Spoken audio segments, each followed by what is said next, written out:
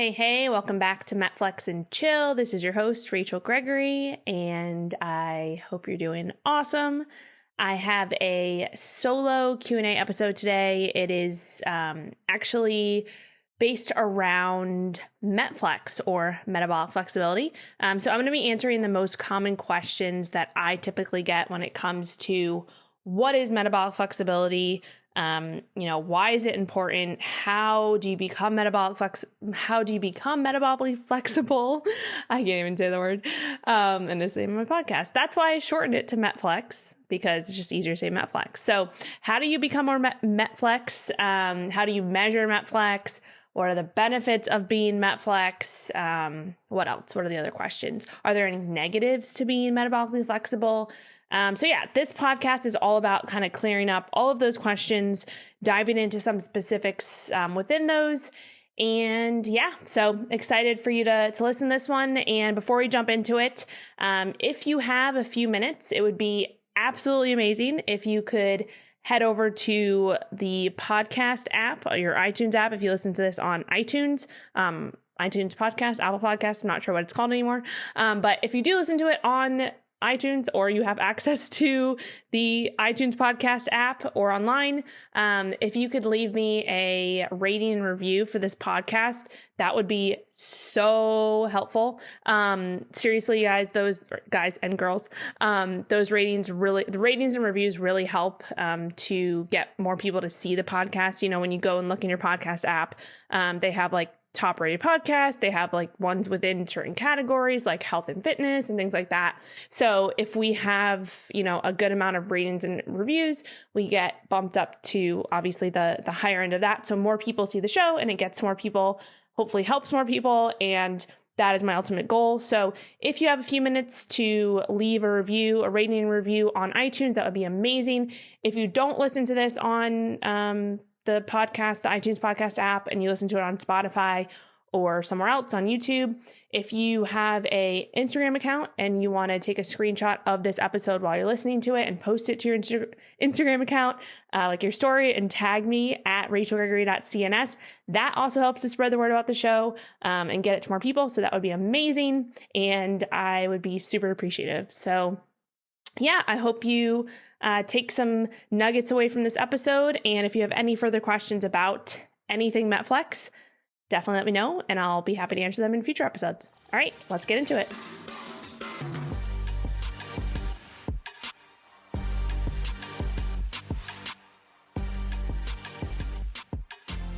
What is metabolic flexibility? So I like to think about it as the ability to use the full spectrum of your metabolism. So what does that actually mean?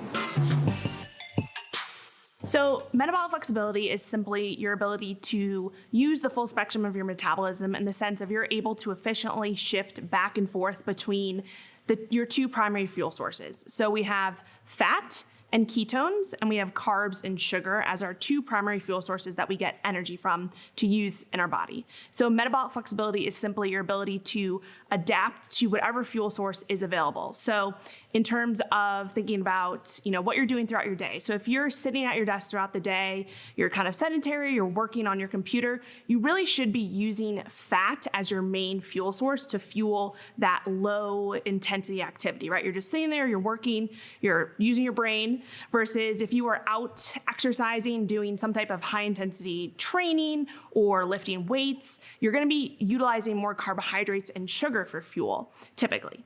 So metabolic flexibility is simply your ability to efficiently go back and forth between those two fuel sources and do that in a way that is both efficient and effective for you.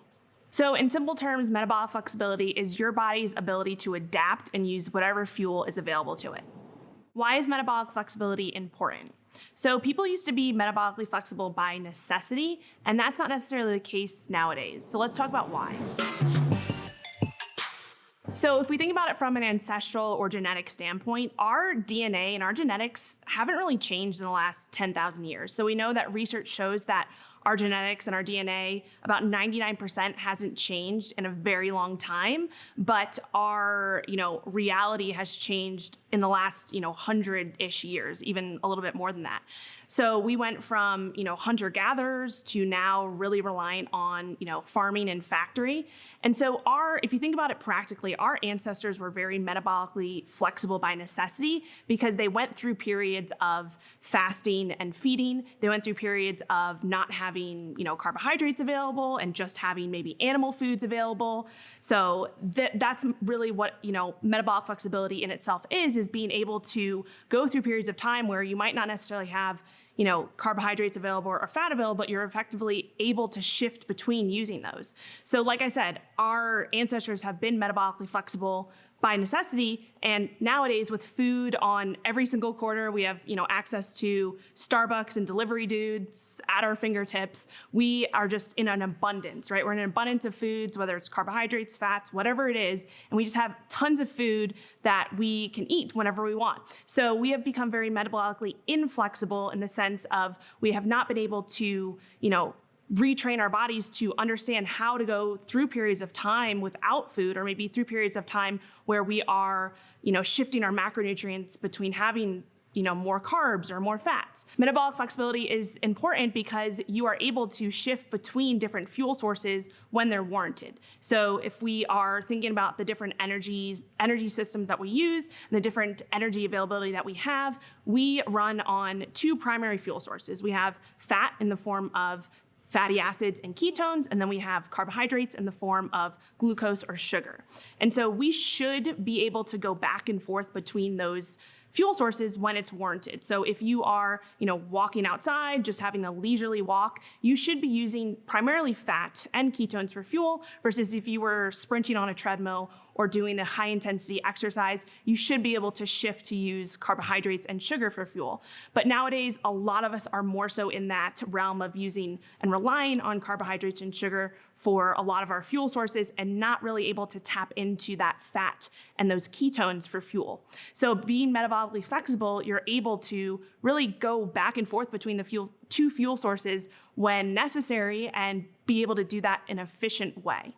So if you want to learn more about the benefits of metabolic flexibility and a little bit deeper into why it's important for your health and longevity and training and nutrition and all that jazz, check out my video on the benefits of metabolic flexibility. How do you know if you're metabolically flexible? So there's not one way that you know if you're metabolically flexible. It's sort of a combination of different things. So let's chat about what those are. So the first way to tell if you're metabolically flexible is your ease of fasting. So when you wake up in the morning, are you able to go a little bit of time without eating right away, right? That would be a sign that you have good blood sugar regulation. You're able to, go a little bit of time fasted in the morning. Not saying that you have to do that, but if you're able to do that without feeling hangry right when you wake up, then that is a sign that you are pretty metabolically flexible. So also going throughout your day, if you can, go longer periods of time between meals, if you're able to skip meals a little bit easier, so you're not getting hangry in between meal timing, you're not always kind of picking for a snack, that is a sign that you have good metabolic flexibility. So yeah, just your ability to, go periods of time with fasting throughout the day. Not saying that you have to do that, but that is a good sign that you are pretty metabolically flexible. So another sign of metabolic flexibility would be your ease of eating carbohydrates and your ability to digest them properly, right? So when you eat a carbohydrate, how do you feel afterwards? Are you bloated?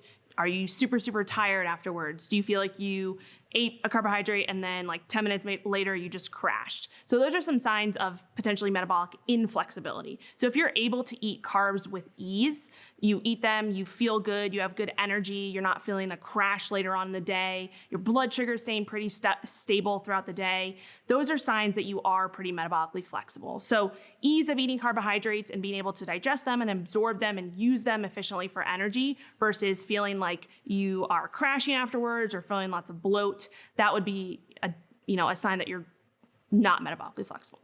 So another sign of being metabolically flexible is having stable energy throughout the day and being able to concentrate and have, good cognitive function. So you're able to, focus throughout the day. You have good mental clarity. You don't feel, brain fog. You're able to focus. You're not, having afternoon crashes or picking up that cup of coffee every few hours, that is another sign that you are pretty metabolically flexible in the sense of you have good stable energy, good blood sugar regulation. You can go throughout the day not needing caffeine. So another sign of metabolic flexibility would be looking at your exercise. So are you able to work out at different intensities and do that with some ease, right? So are you able to do low intensity activity, like walking, cycling, walking on an incline on the treadmill, and be able to do that with ease, right? Or are you able to do more high intensity exercise like lifting weights or doing sprints or bike sprints or whatever it may be? If you're able to work out in different energy systems with, not feeling like you're gonna fall on the floor dead, that is a good sign that you are pretty metabolically flexible and you're able to use different fuel sources efficiently for energy. So what I mean by that is that you're able to, if you're just doing low intensity exercise, you're able to, tap into your fat stores and use those for energy, versus if you're doing high intensity interval training, you're able to use carbs for energy and you're able to efficiently switch back and forth between that. So that would be a sign of metabolic flexibility. And another one along with exercise is, if you're able to do workouts in a fasted state. So if you wake up in the morning, you're an early, you work out early in the morning and you feel good doing it in a fasted state, that is a sign of metabolic flexibility, because it's a sign that your body's able to efficiently tap into the energy stores it has available and use those to fuel your workout. Not saying that you have to work out fasted or that it's the best choice, but that would be just a sign that you're probably a little bit more metabolically flexible. So another sign of metabolic flexibility is your emotional response to food. So this one is a little bit more on the psychological side of things. So really, what is your ease of being able to eat carbohydrates? And what is your ease of being able to eat fats? Like, do you fear eating carbohydrates or do you fear eating higher fat foods? So if you are metabolically flexible, you're probably eating both of those types of foods, at different times throughout your day, throughout your week, and you don't have this kind of emotional attachment to those, right? So a little bit more food freedom, a little bit less restriction. You're able to, eat these foods and think about the nutrients that you're getting from them rather than feeling guilty about eating them. So that would be more of like a psychological sign of being metabolically flexible, the ease of eating different types of foods and not having an emotional attachment to them. So those are just a few signs of, knowing how metabolically flexible you are. There's definitely more, but those would be kind of the basics. So generally, the more metabolically flexible you are, the better you're able to be in tune with your body's signals. So your hunger signals, your satiety signals, how you're feeling throughout the day, your energy levels, your performance in the gym, things like that. So those are all signs that you are metabolically flexible. How do I measure metabolic flexibility? So there's different ways that you can go about measuring how metabolically flexible you are. There's some objective metrics, which are going to be more like nerding out on the sciencey stuff. And then there's more subjective metrics, which are based off of kind of how you're feeling throughout the day. So let's go through both of those areas. Let's touch on the objective ways to measure metabolic flexibility first. So the first objective way would be monitoring your blood sugar throughout the day. So this is really getting a little bit on the nerdy side of things. So if you are someone like me who likes to nerd out on the data, measuring your blood sugar can be a really great way to see how your body is responding throughout the day and then also how you're starting the day. So simply using either a continuous glucose monitor, which is not as common. It's one of those things that you wear like on your arm here. You've probably seen them, on a commercial. So that's one way to continuously measure your blood sugar throughout the day. Or you can simply use a finger prick where you're measuring your blood sugar at different times throughout the day. So in terms of measuring it when you wake up in the morning, a good sign of, metabolic flexibility and kind of overall blood sugar health would be having a fasting blood glucose of around 90 or below. So that's generally a good place to be in terms of fasting blood glucose. But when we're talking about, your response throughout the day, that would be looking at your response to meals. So when you eat a meal, right, like how do you feel after that meal? You can actually track your blood sugar throughout the day to see how it's responding to a meal that you ate. So if you eat a meal and then you track your blood sugar, an hour or an hour and a half later, you want to kind of see how you're reacting to that. So after you eat a meal, it typically will go up and then it should come back down to baseline. If it goes up, really, really high and then kind of crashes down, that's not such of a great sign. So measuring your blood sugar throughout the day can give you some idea of, how metabolically flexible you are or how you can measure that. So if you're, kind of, I like to call it the blood sugar roller coaster. If you're on the blood sugar roller coaster throughout the day where you're having like huge spikes and dips in your blood sugar, that's probably not a great thing because your energy is going to be all over the place and you're just not going to be feeling great. But if you measure your blood sugar throughout the day, whether it's, like I said, with a finger prick or with a continuous blood glucose monitor, and you have kind of steady levels throughout the day, after you eat a meal, you go up, but then it kind of comes back down to baseline without going, super low, that is a good sign that you are pretty metabolically flexible and a good way to measure it. So the next objective metric would be measuring your ketone levels. So again, this is another way to kind of nerd out on the data. So if you have a ketone monitor, so like a blood monitor, same as I mentioned with the measuring your blood glucose, there are monitors that you can measure your blood ketone levels. You can also do it in your breath and urine, but the blood measurement is going to be typically the gold standard in measuring ketone levels. So if your goal is to get into a state of ketosis, for you, if that's your goal, measuring how long it takes you to get back into ketosis after you eat a carbohydrate-rich meal, the faster you can get back into ketosis after eating a carbohydrate-rich meal, the more metabolically flexible you are because your body is able to efficiently shift back into that state. So that would be a kind of a metric of measuring your blood ketone levels to see how long it takes you to get back into ketosis after you've eaten a carb-rich meal, if that is your goal. So the last kind of objective metric to measure metabolic flexibility is your ability to train in different energy systems. So what I mean by that is we have different energy systems in our body. We have mainly the anaerobic and the aerobic system. And those sound like fancy words, but aerobic just means, think of like the low intensity exercise that you're doing. So if you're, cycling on a spin bike or you're out biking or you're just walking, that would be more low intensity. So you're using your aerobic system, you're using oxygen to fuel that, versus anaerobic would be more so using a little bit of a higher intensity. If you're doing a little bit of a higher intensity workout, so you're doing, sprints, you're lifting weights, you're doing maybe some higher intensity rowing. Those are all examples of working a little bit more in your anaerobic system. The thing to realize here is that it's not that you are in each system at one time. Your body actually goes back and forth between those systems as you're working out. So it's not like, oh, I'm just sprinting on a treadmill, so I'm only in my anaerobic system. That's not how it works. It's really more so like a dimmer switch than just a light switch that goes on and off. So that's just something to be aware of. And your ability to kind of go back and forth between those energy systems and work out with ease is a good sign of metabolic flexibility. So just tracking your performance over time and using that as an objective metric, like are you getting better at working in these different energy systems and getting more efficient at them? That would be a good sign of overall metabolic flexibility from an exercise or performance standpoint. So in terms of these subjective metrics of how to measure your metabolic flexibility, these are going to be more so how you're feeling throughout the day. So when you wake up in the morning, how do you feel? How do you feel during your exercise sessions? How do you feel after you eat certain meals? So these are going to be more of the subjective feelings, right? So I did a whole video on this, but we'll dive into a few of them today as well. The first subjective metric would be your ease of fasting. So when you wake up in the morning, do you have to eat right away? Or can you go, an hour or 2 hours or 5 hours without eating? So that is going to be a sign of, good metabolic flexibility and good blood sugar regulation. So you wake up in the morning, you're feeling good. You don't feel like you need to, go for a muffin right away or even any type of food, right? You're able to go a period of time without eating.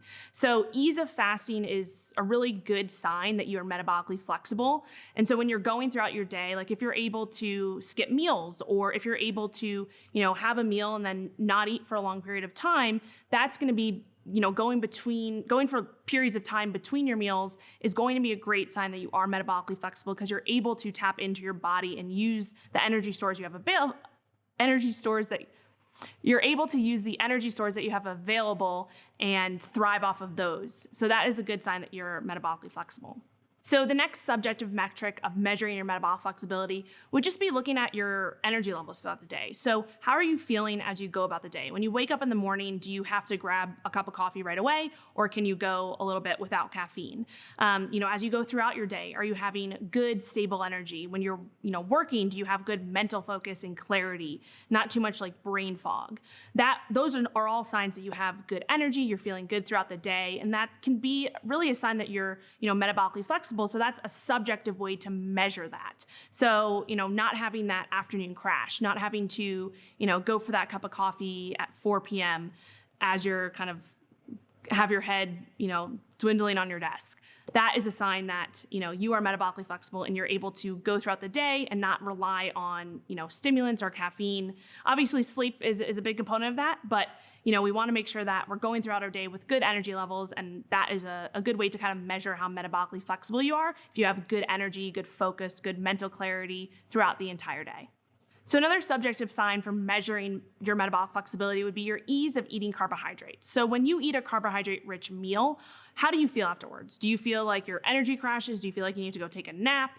Do you feel bloated and you have some digestive issues? Those would all be signs that you're not utilizing those carbs efficiently. So when you're, if you eat a carbohydrate-rich meal and you feel good afterwards, you feel good energy, you're not having like energy crashes later on or blood sugar swings later on, that is a good sign that you're metabolically flexible, and that just kind of goes off of that subjective feeling. So your body is able to utilize those carbs efficiently, and that would be a great sign that you're metabolically flexible. Another way to subjectively measure your metabolic flexibility would be kind of looking at your exercise performance. So how do you feel when you're exercising? Are you able to exercise in varying intensities in the sense of, when you're exercising in low intensity activity, whether it's walking or cycling versus moderate intensity exercise when you're maybe rowing at a certain pace or you're, like jogging on a treadmill, it's a little bit more moderate versus high intensity where you're doing like all out sprints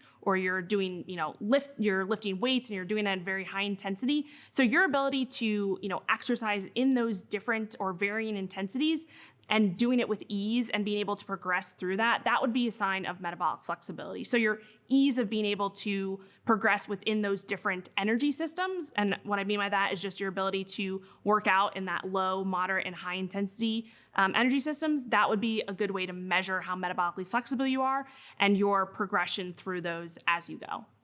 So another subjective way to measure your metabolic flexibility would be more on the psychological or emotional side of things. So how easy is it for you to eat carbohydrates? How easy is it for you to eat fat, right? So do you fear eating carbohydrate-rich foods or do you fear eating high-fat foods? If you are able to say, I don't fear eating any of those and I don't have any really emotional connection to those, that's a good sign that from an emotional standpoint, you are metabolically flexible because you're able to eat those foods and realize that they're just fuel, right? There's no morality behind food groups. They're just food and fuel, they have macronutrients. And so if you can kind of do that with ease and you realize that, there's no emotional connection to those food groups, then that is a sign that you're emotionally metabolically flexible.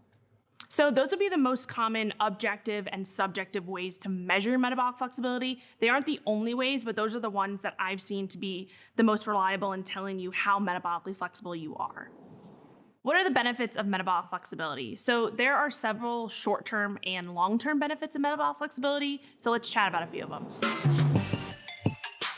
Okay, so the first benefit of metabolic flexibility is in the name, more flexibility. So especially if you're coming from, a low carb or a ketogenic diet, this is one of the biggest benefits that in my eyes to being more metabolically flexible is you have less restriction. You're able to be more flexible. You have more food freedom, less food focus. So you're able to, eat carbohydrates and not feel like you're gonna fall over dead, right? So being able to have that flexibility, being able to go to an event and have a cupcake every once in a while and not, feel guilty about it or feel like crap the next day.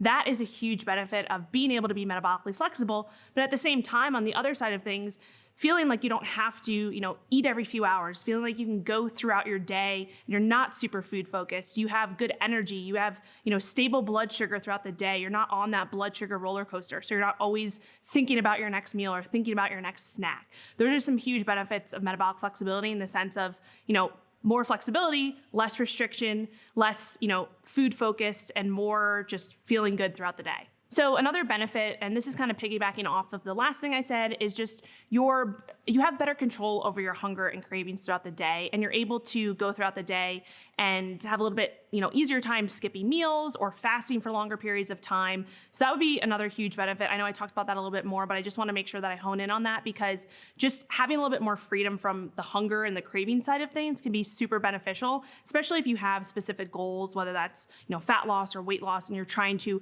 go throughout the day and make it as easy as possible to stick to your plan. That is a really huge benefit of being metabolically flexible, because you have, less time to think about food and deal with cravings and deal with hunger, and you can just go throughout your day with good energy. So that'd be a huge benefit of metabolic flexibility. So another huge benefit is you're able to use fuels more effectively. And so when I say that, when you eat, carbohydrates, for example, your body is able to take up those carbohydrates and use them more efficiently. So if you're more metabolically flexible, you're probably going to have better insulin sensitivity, which means that when you consume carbohydrates, for example, especially like after a workout, you're going to be able to kind of soak up those carbohydrates more in your muscle as muscle glycogen, which is just the storage form of carbohydrates, versus storing those carbohydrates as fat. And the reason for that is because your body is more efficient at using those carbohydrates as fuel, and we kind of call that partitioning fuel sources. So you're better able to partition fuel within your body, within your cells, and so you're able to take that up better. And, for example, in your muscles, like I mentioned, you'll obviously want to be storing more fuel and carbohydrates in your muscles versus in your body fat, right? So being metabolically flexible allows you to be able to do that because your body is efficient at using those carbohydrates for fuel. And then on the opposite side of things, if you're able to, tap into your body fat stores and use those for fuel, that is a whole other benefit, right? Because your body, you have a ton of fuel on you, right? You have tons of fat. Even the skinniest and leanest person has tons of body fat that they can use for fuel. The issue is that a lot of us have a hard time tapping into that fuel source because we are so reliant on carbs and sugar. So the more metabolically flexible you are, the better you're able to tap into those different fuel sources at different times and use them for the fuel that's warranted at that time. So another benefit of metabolic flexibility is being able to sort of trust your body's signals a little bit better. So eating intuitively, right? That's something that we all want to be able to do. And listening to, our hunger and listening to our cravings, like, are we actually hungry or is it just a craving? So being metabolically flexible, you are able to, pay attention to those signals a little bit better and a little bit more with ease throughout the day because you're more in tune with that. So that's a huge benefit of being metabolically flexible, is that you're able to just be more in tune with the different signals that your body is giving you and have a little bit more, balance within, your hormones, right? They're working more efficiently. You're able to, the hunger signals that your hormones are sending out to your brain and through your body, like you're more able to recognize those and know, what's true hunger versus what's just a craving that you're having because of stress or something else that's going on in your life. So that would be a huge benefit of metabolic flexibility. So being able to manage these different things throughout your day, your blood sugar levels, having good blood sugar regulation, being able to manage your hunger throughout the day, your cravings, being able to, exercise and feel good. These are all going to translate to longevity, right? They're all going to translate to your health in the long term and how healthy your body is, your cells, your metabolism, all of that. So in general, those are some of the benefits of metabolic flexibility. Again, not all of them, but they will translate to the long term. What are the negatives of metabolic flexibility? There aren't any. There are not any. Nada. How do I achieve metabolic flexibility? So let's talk about a few of the different ways that you can become more metabolically flexible. So the first thing we need to think about is it really depends on what side of the spectrum you're on. And when I say that, it means, we have two kind of extremes of the spectrum. There's sugar burners and fat burners. So a sugar burner is someone who is solely reliant on carbs and sugar as their main fuel source, right? Maybe they're following a higher carb diet and they haven't really tapped into a lower carb protocol or ever maybe gotten into a state of ketosis or anything like that. So they're more a sugar burner. They're reliant on carbs as their main fuel source versus someone who is more of a fat burner. That would be the other extreme end of the spectrum. Someone who is actually solely reliant on fat as their main fuel source. So someone who has, been following a low carb or a ketogenic diet for a really long time, and they've kind of switched their body to burning fat for fuel, and maybe they're not very efficient at burning carbs for fuel anymore because they're so far on that side of the spectrum, right? So it depends where you're coming from to achieve that balance of that metabolic flexibility. So we have, sugar burners who could be metabolically inflexible on that side. And then we also have people who might be very reliant on fat and ketones for fuel, that they're metabolically inflexible on the other side, right? So we want to find that balance. And to find that balance, you have to kind of know where you're at. And obviously those are the two extremes. So most people are probably going to be like somewhere in the middle, unless you are coming from a lower carb lifestyle or keto lifestyle where you've been, down that road for a while. So you're kind of trying to bring it back a little bit to balance. Or if you're someone who's coming from a higher carb lifestyle and you're trying to, bring back balance on the other side.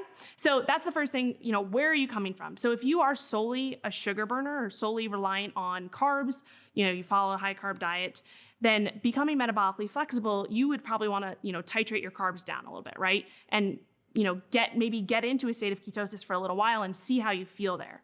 You don't have to get into a state of ketosis, but if you've never been there before, there can be some benefits that you might not have, realized, right? Versus someone who is on the fat side of things and they're very, very reliant on fat, they need to start to introduce carbs back into their diet a little bit, right? To see how they feel with that. Because when you are very fat adapted, right? If you've gone through a period of fat adaptation, if you're very reliant on fat for fuel and you haven't had carbs for a very long time, your body kind of switches off that machinery that it has to digest and absorb those carbohydrates, right? It's kind of thinking about, if you don't use it, you lose it. That's how kind of our body works, right? If we're not consuming carbohydrates, then why would we upregulate different digestive enzymes or different cells to absorb those carbohydrates if we're not consuming them, right? So to become more metabolically flexible, you need to find some balance there, and you need to kind of figure out what end you're on or what end you're closer to, and then titrate carbs in or titrate them out depending on where you're coming from.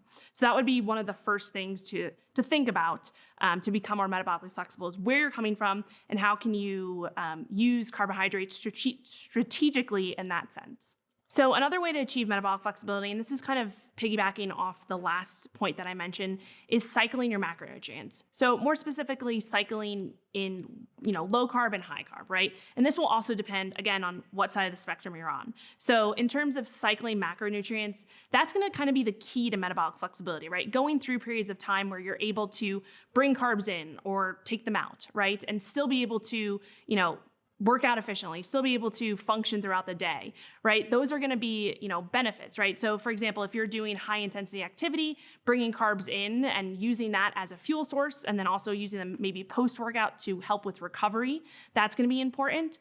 And then also going through periods when maybe like on your rest days or days when you're not doing high intensity activity, you're having lower carb days, right? So you're kind of going throughout, high carb, low carb, but you're doing it in a strategic way that makes sense for what you're doing, right? What the goal is. So that's a way to achieve metabolic flexibility, is just cycling macronutrients. And on your low carb days, you're obviously going to have to increase something else. So on your low carb days, you'll increase your consumption of fat. With protein, you'll probably want to keep protein pretty much the same throughout. I always like to recommend, a little bit of a moderate to higher protein approach, no matter, what end of the spectrum you're on, because protein is super, super important. So that is something to think about. But on your lower carb days or your lower carb periods of time, you're going to bring fat up a little bit higher, and then vice versa on your higher carb days or your higher carb periods of time, you'll bring fat down. So just kind of thinking about it more in a practical sense and realizing that the more you can kind of cycle in macronutrients and go through periods where you're transitioning between them, the more your body's going to be like, okay, I can recognize carbs as a fuel. My body recognizes that, and I can utilize those efficiently. I have, the machinery available to digest those carbs and absorb them and use them for energy. But the same goes for fat, right? So I recognize fat as a fuel. I can use that for fuel. I can also tap into my own body fat stores and use those for fuels, and potentially, produce ketones and start to use those for fuel. So being metabolically flexible is your body's ability to just tap into those different fuel sources and use them strategically and efficiently.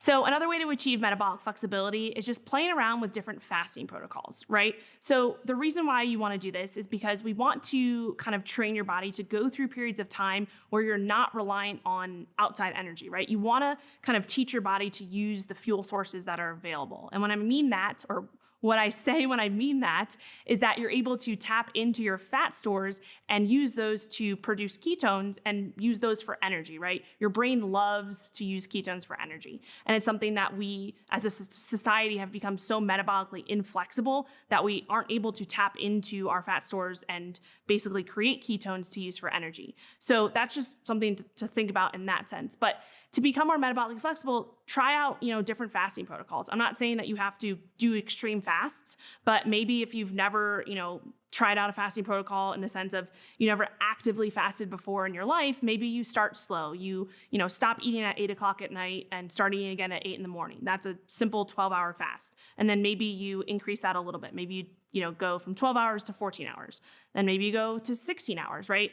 You don't have to do extremes, but really just kind of teaching your body to be able to tap into the fuel sources that you have available without food. That's going to be a really great way to kind of upregulate that fat metabolism and be able to use fatty acids and ketones for fuel, but then at the same time, being able to bring carbs back in and use those strategically for fuel as well. So, when you're working out or when you're doing something that's more high intense exercise or whatever it may be. So being able to go back and forth between those, that is going to just be the definition of metabolic flexibility, right? So that's why it'd be important to experiment with different fasting protocols so that you can kind of, train your body to be able to use fat for fuel, but also use carbs for fuel when you bring those back in, when you break your fast. So becoming more metabolically flexible, trying, different fasting protocols. You could even, try a 24-hour fast there's so many different fasting protocols out there that there's many to choose from, but just kind of starting and seeing how you feel and going from there is going to be your best bet.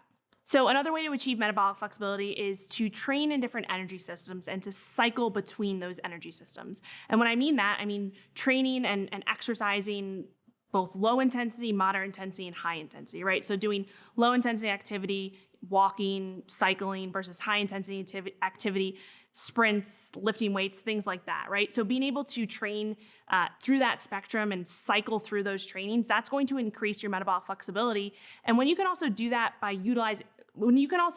utilizing different fuel sources, that is also going to increase your metabolic flexibility. And what I mean by that is that if you're training these different energy systems, for example, in a lower carb state where your body has less carb storage or less glycogen storage, which is just the storage form of carbs, your body and your cells are going to become more efficient at using fat as a fuel source during that activity level. So even if you're doing higher intensity activity, your body is kind of going to save the carb stores and use more fat until it has to use those carbs. So the more metabolically flexible you are, the more efficient you'll be able to use fat stores until you can't anymore, until you have to kind of switch over to using those carbs for fuel, but you're kind of saving those carbs for when it's, actually needed at the higher intensity levels, right? So teaching your body to, work out in those different energy systems and to utilize different fuel sources within that is going to allow you to become more metabolically flexible and benefit your performance overall,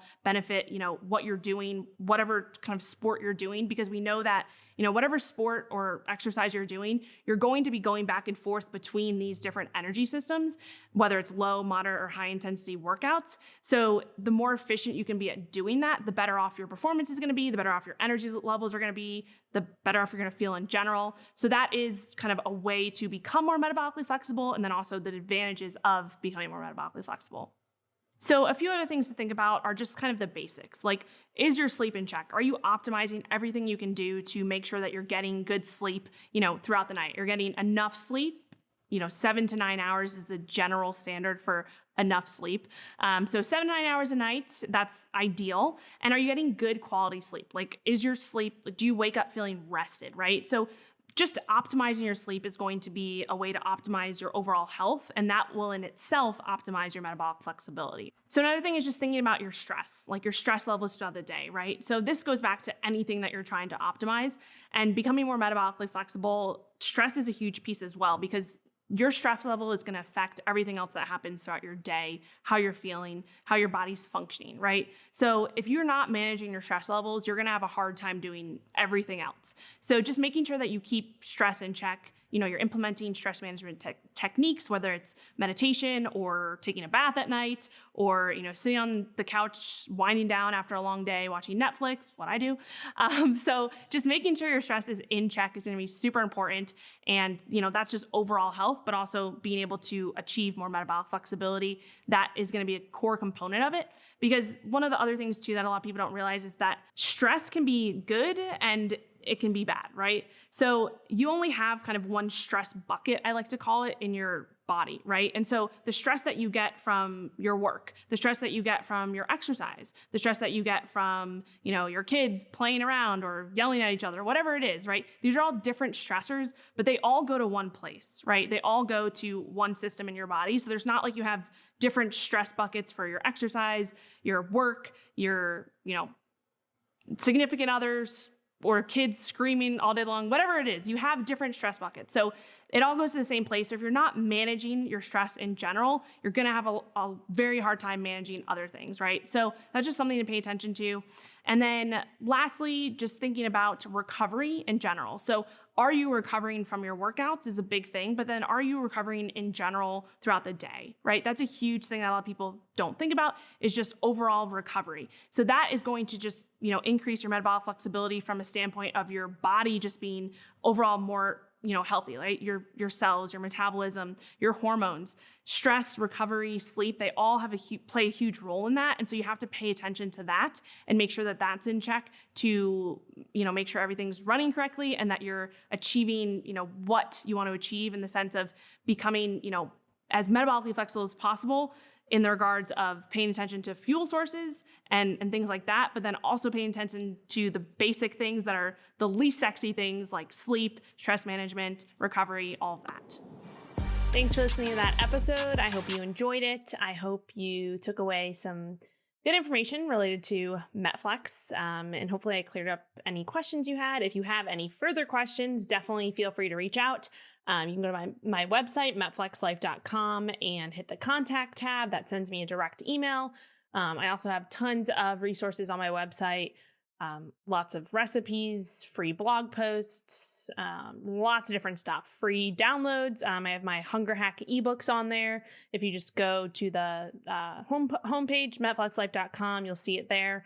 That's one of my most popular ebooks, so it's free to download, free to use, and and if you didn't hear me ramble on about this in the intro, I would absolutely love if you could take a few minutes to leave a rating and review on iTunes. It really, really helps to grow the show and get to more people. Or if you can take a screenshot of this episode and post it to your Instagram story and tag me at rachelgregory.cns, that would be awesome as well. I just hit my desk because I'm excited and that kind of hurt a little bit. Anyway, I hope you're having a great day, and I guess I'll chat with you next week.